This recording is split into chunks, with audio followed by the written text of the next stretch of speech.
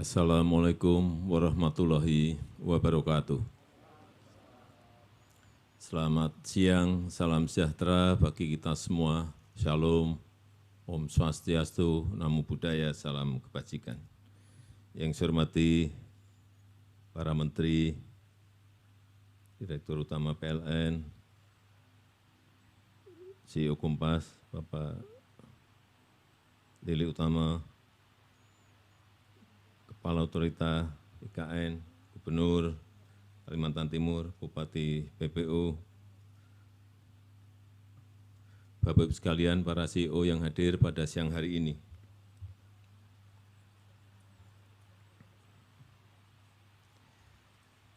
Kalau kita datang ke Kalimantan, biasanya sebelum sambutan itu ada pantun.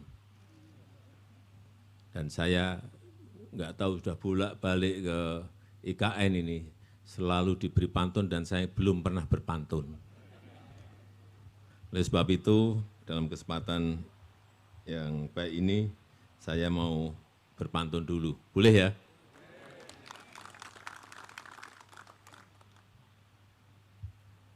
Ikan lohan, ikan gabus. Direndam dulu, baru direbus. Supaya pembangunan maju terus, pinjam dulu 100. Yang saya maksud itu 100 CEO Kompas yang hari ini hadir. Bukan uang, dikit-dikit uang, dikit-dikit duit. Dan memang ya benar juga, duit itu perlu untuk membangun negara ini. Bapak-Ibu sekalian yang saya hormati, sudah bolak-balik saya sampaikan, sudah sering kali saya sampaikan bahwa Indonesia ini negara besar. Sering kita lupa negara ini adalah negara besar. Negara yang sangat besar.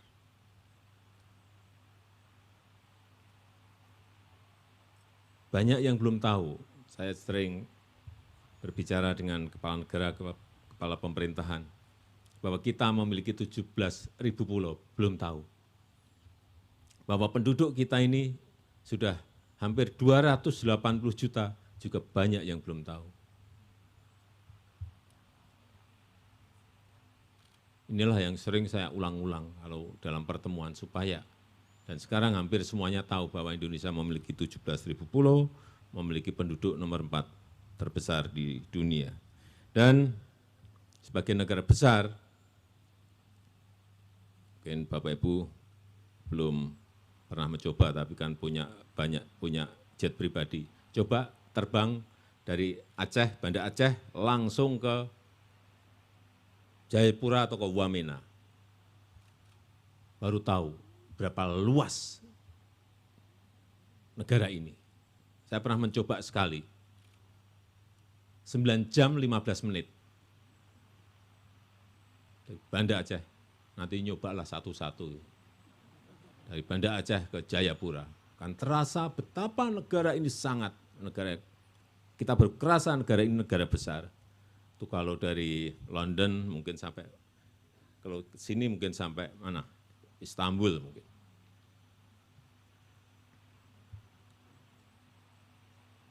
Melewati 6 atau 7 negara.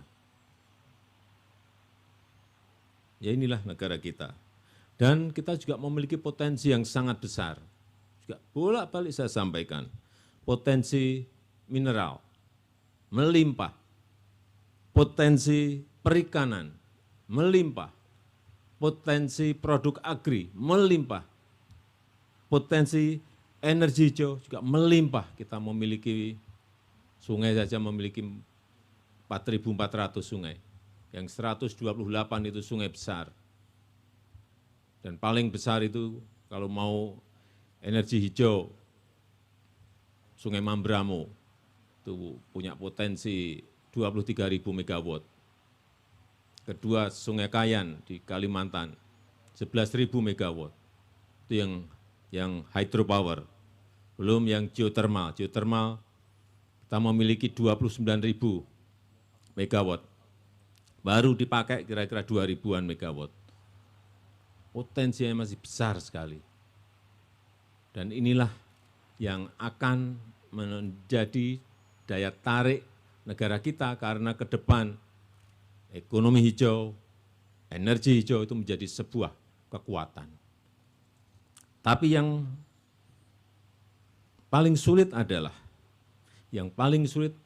bagaimana mengintegrasikan potensi ini agar menjadi sebuah kekuatan besar bangsa kita. Ketergantungan negara lain kepada bangsa kita. Sehingga saya pengen sekali ada satu produk besar kita yang bisa masuk ke global supply chains. Inilah yang sedang dalam proses kita rancang, yaitu ekosistem EV baterai dan ekosistem EV, electric vehicle. Tapi mengintegrasikan ini juga bukan barang yang mudah. Bagaimana mengintegrasikan nikel yang banyak di Sulawesi dengan bauksit yang banyak di barat, di Bintan, di Kalbar, integrasikan lagi dengan tembaga yang ada di Papua, di NTB. Yang paling efisien itu diletakkan di mana kalau kita ingin membuat pabriknya. Seperti dulu memutuskan Freeport membangun smelter itu di Gresik atau di Papua. Saya minta di Papua saat itu. Tapi dihitung-hitung, Pak ini berat di sini, listriknya dari mana. Akhirnya diputuskan di Gresik. Inilah karena negara seluas ini mengintegrasikan itulah barang yang sulit. Mengkonsolidasikan itu juga barang yang sulit. Tapi kembali untuk membangunnya, pemerintah tidak bisa sendiri. Butuh peran semua dari kita. Butuh kontribusi semua dari kita, termasuk utamanya para pengusaha, para investor, para CEO, dan Bapak Ibu semuanya yang hadir di sini. Saya membayangkan bahwa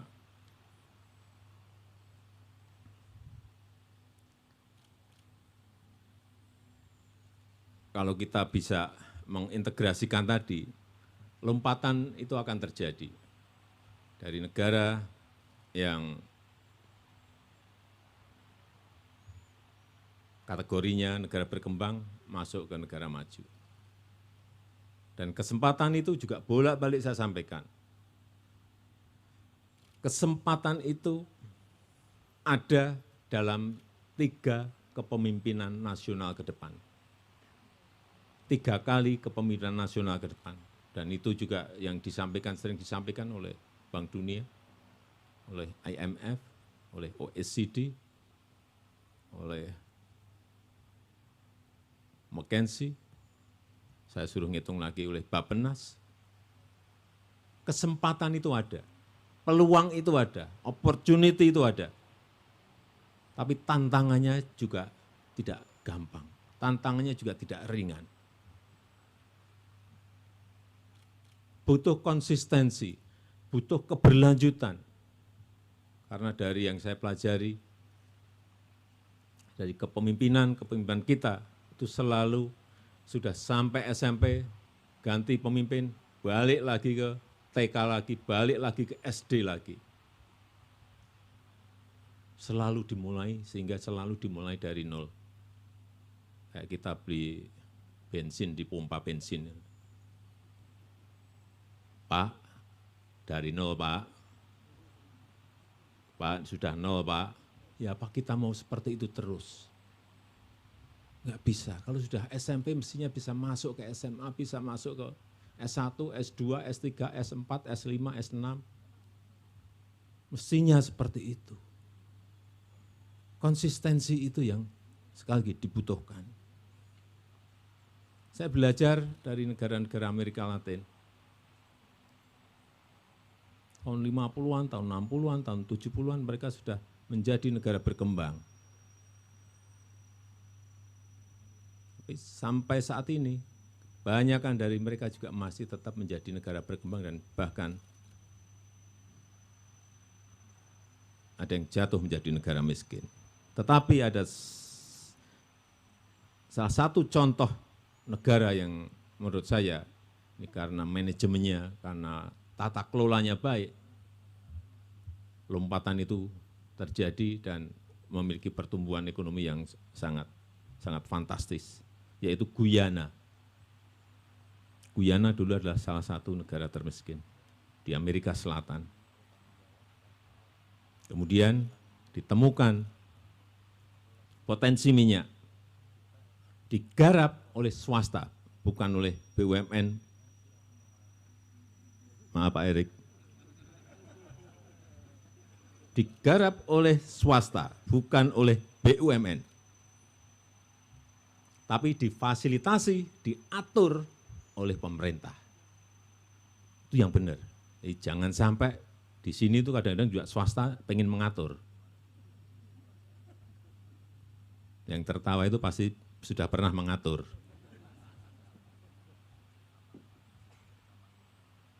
Enggak, yang benar itu silahkan garap swasta, tapi pemerintah memfasilitasi dan mengatur. Dan kini Guyana menjadi negara dengan pertumbuhan ekonomi tercepat. Tahun 2022 pertumbuhan ekonominya sampai mencapai 62%. 62%. Bukan 22, 62% tahun yang lalu. Karena swasta dan pemerintah bergandengan.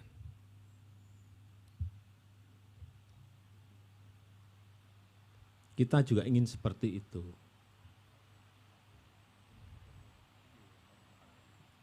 Kembali lagi ke Freeport. Ada swasta, ada BUMN, pemerintah dapat BPH badan, dapat BPH karyawan, dapat biaya ekspor, dapat royalti, dapat PNBP, dan plus karena kita pemilik saham, dapat dividen yang tidak kecil kita dapat dari Freeport sekarang ini. Kerja bareng-bareng. Karena saya sering ditanya oleh masyarakat, Pak, ekspor nikel dihentikan. Terus yang ngerjakan swasta, yang untung dia dong. Rakyat dapat apa? Saya sampaikan, negara ini nggak bisa bekerja kayak swasta. Income, penerimaan negara itu dari pajak, dari biaya ekspor, dari penerimaan negara bukan pajak. Saya sampaikan, negara memang tidak mendapatkan keuntungan dari sana, tetapi negara mendapatkan penerimaan dari PPH, badan PPH, karyawan, dari royalti, dari penerimaan negara bukan pajak, dari dividen, dapat banyak. Dari situlah bisa dipakai oleh APBN untuk apa? Untuk dana desa, untuk bantuan sosial, untuk membangun infrastruktur. Memang harus dijelaskan seperti itu supaya clear. Dipikir kita nggak dapat apa-apa, dapat.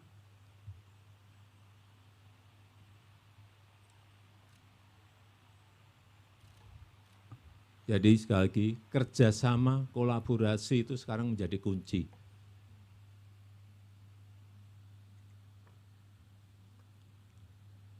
Saya beri contoh yang kedua, pembangunan IKN. Ini juga tidak bisa dan tidak mungkin dikerjakan oleh pemerintah sendiri. 33 billion US dollar. Enggak mungkin. Oleh sebab itu, kemarin kita rancang 20% itu dari anggaran APBN, yang 80% itu PPP atau dari private sector. Dan yang senang setelah pemerintah memulai 2 tahun yang lalu, pertengahan tahun ini sudah mulai swasta masuk, swasta masuk, swasta masuk. Letakkan Bartub pertama, groundbreaking, terus. Dan saat ini memang masih kita rem, yang diprioritaskan adalah dari dalam negeri terlebih dahulu. Meskipun dari luar juga ada nengok beberapa kali, misalnya dari Singapura kemarin 130 investor datang melihat Nusantara. Dan banyak yang berminat, yang sudah letter of interest berapa Pak? Total 320. Banyak, tapi kita berikan terlebih dahulu kepada investor dalam negeri. Nanti kalau enggak, nanti udah suaranya.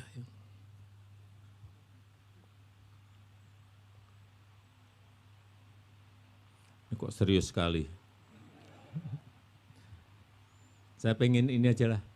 Ini Bapak Ibu semuanya kan sudah melihat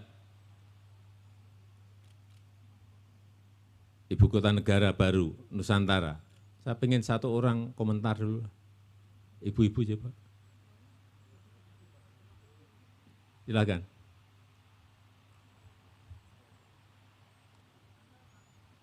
Tahu. Tekstil, garment. Izin Pak. Furniture juga. Ini gara-gara undangan Bapak waktu acara Asmindo Ivina, kami ke sini bersama dengan Pak Lilik dan teman-teman CEO yang lain.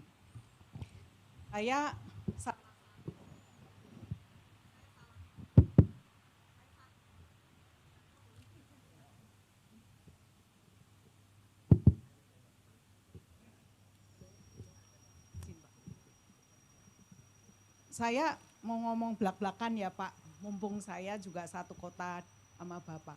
Saya pertama-tama dengar soal IKN, saya jujur nggak terlalu percaya Pak.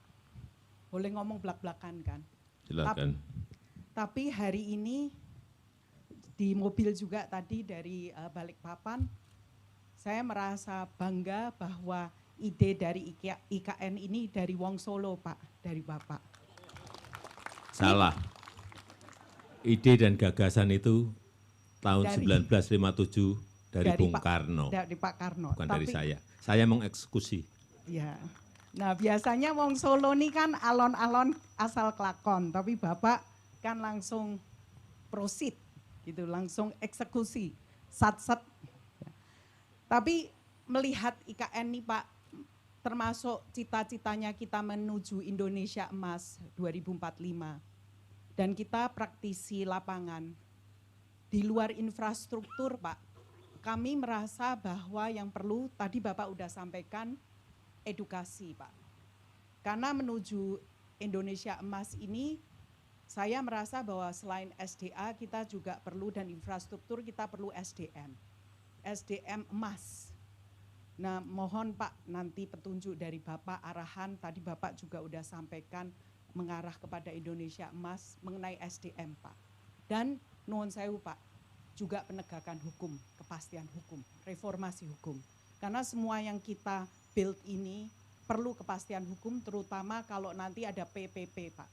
Karena jangan sampai nanti di masa kabinet berikutnya kami-kami yang ikut membangun, yang tadi Bapak di Pantun sampaikan 100 CEO atau nanti 1000 sejuta CEO sama-sama membangun bersama Indonesia, kita juga kena masalah sama-sama. Nuwun sewu Pak kalau saya terbuka. Terima kasih. Ini komentarnya mengenai IKN belum tadi, baru yang saya dengar keluhan ini. Bukan keluhan Pak, tapi kalau saya boleh ngomong all out, kalau itu kepastian. IKN. Mengenai IKN. Ya, kalau kepastian hukum dan reformasi hukum ada, kita siap Pak untuk support IKN bersama Bapak. Karena itu yang kita perlukan dari teman-teman di sini, karena kita ini private sector Pak. Jangan sampai kita support, tapi kita nggak jelas nantinya ujung-ujungnya, ya Bapak tahu deh. ujung-ujungnya Oh enggak jelasnya, jelas apanya tuh? ujung-ujungnya kita yang diperiksa, kita yang ini Kok Pak. diperiksa tuh kenapa? Nah, itu. Mau bangun IKN kok diperiksa? Iya, Pak. Ya, itu dari kami. Tadi saya sama teman-teman foto-foto di Istana Negara. Kita ngomong ini untuk anak kita yang bangun, tapi nanti yang menikmati anak dan cucu. Dan izin Pak, memang saya tahu bahwa 2024 Bapak ingin kita upacara di sini. Tapi nuwun sewu Pak, kita siap tapi kita set tapi juga ada alon-alon asal kelakonnya Pak. Mengingat edukasi dan juga penegakan hukum juga sama pentingnya Pak dengan IKN. Terima kasih banyak Pak. Tahun depan itu banyak yang berpikir tahun depan IKN jadi. Siapa yang ngomong? Tahun depan itu kita mau upacara di IKN. Ya. Lapangannya, rumputnya sudah ditanam, pasti rampung. Kalau yang lain-lain, itu bisa sampai 15 tahun. Supaya tahu, supaya enggak terjadi miss. Enggak, 15 tahun, kurang lebih. Tapi mungkin bisa maju kalau swastanya ngebut. Seperti sekarang ini kalau tiap bulan groundbreaking 10, 15, 10, 20, itu baru akan cepat. Saya mengajak Bapak Ibu semuanya, mumpung harga tanahnya masih murah. Karena kalau Bapak Ibu beli sekarang di SCBD itu mungkin harga tanah per meter sudah berapa? 200 juta mungkin. Di Menteng mungkin sudah 100, 150 juta. Di Balikpapan itu pun sudah 10-15 juta. Di sini masih di bawah 1 juta. Tapi mungkin minggu depan sudah naik. Enggak, benar-benar. Bulan depan udah naik. Karena memang harganya bergerak terus. Kalau peminat banyak, masa dijual murah? Ya enggak lah. Otorita pintar.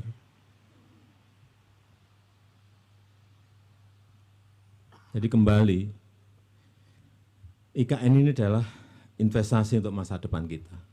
Investasi untuk keberlanjutan Indonesia.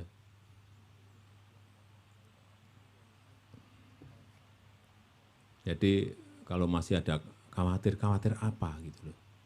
Pak nanti enggak dilanjutkan, undang-undangnya sudah ada. Undang-undangnya itu didukung oleh 93% fraksi, partai-partai di DPR. Apalagi?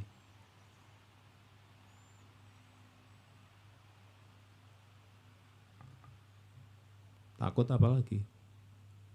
Takut pemilu. Ini kadang-kadang apa? Kita ini kan sudah berapa kali pemilu langsung. 2024, 2009, 2014, 2019.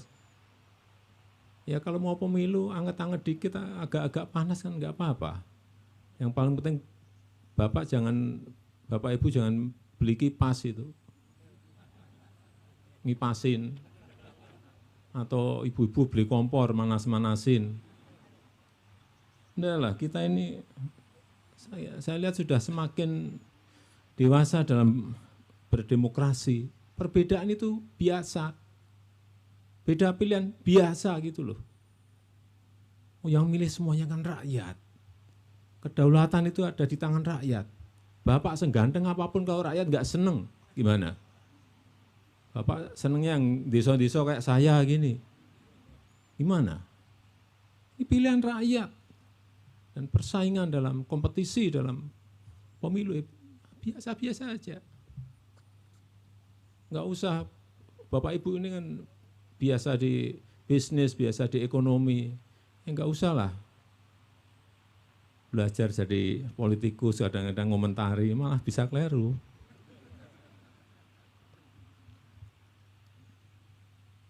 Yang paling penting, kita berharap semua setelah bertanding, setelah berkompetisi nanti, kompak lagi, bersatu lagi untuk negara dan bangsa yang kita cintai. kembali ke hilirisasi. Ya. Kita jangan juga hanya terpaku pada satu. Saya itu biasanya senang kerja fokus. Tapi kalau bisa ngerjakan dua lebih baik. Jangan hanya urusan mineral saja. Karena yang lain kita ini masih banyak. Produk-produk pertanian banyak sekali yang bisa kita kerjakan. Produk-produk kelautan banyak sekali. Sekarang mungkin yang ramai ke depan, yang akan kita ramein itu rumput laut. Karena tidak hanya untuk urusan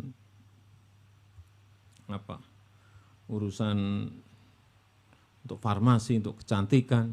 Rumput laut sudah bisa dipakai untuk membuat bioetanol. Dan Indonesia ini penghasil rumput laut nomor 2 di dunia dan sangat memungkinkan sekali untuk bisa menjadi terbesar pertama di dunia. Sekarang kita baru capai 10,2 juta ton dan masih diekspor mentahan dan dibuat tepung agar. Kenapa kita tidak larikan ke bioetanol?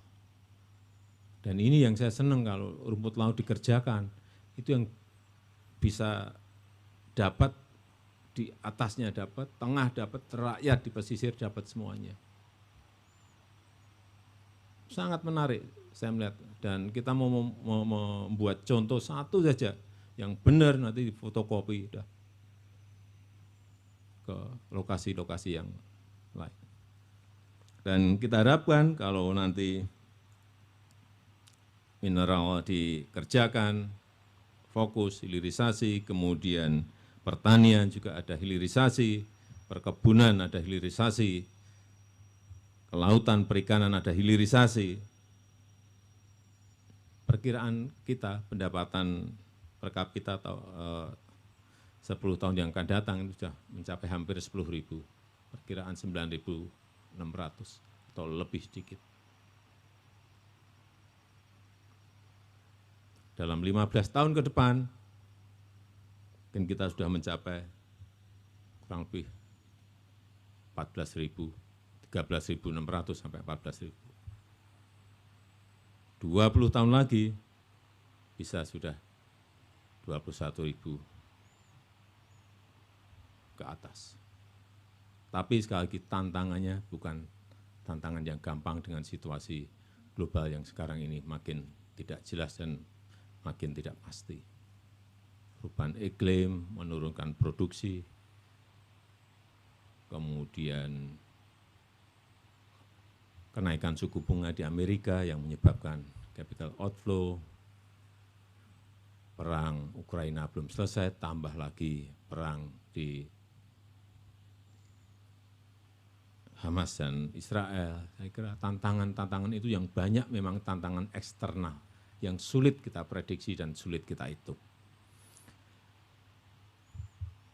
Saya rasa itu yang ingin saya sampaikan dalam kesempatan yang baik ini dan saya melihat ekonomi hijau ke depan di negara kita akan menjadi sebuah peluang yang sangat besar. Peluang itu kelihatan sekali, tinggal kita mau segera memulai atau tidak. Dan itu tergantung Bapak Ibu semuanya. Negara hanya sekali lagi mengatur dan memfasilitasi semuanya. Saya rasa itu yang ingin saya sampaikan. Terima kasih. Assalamualaikum warahmatullahi wabarakatuh.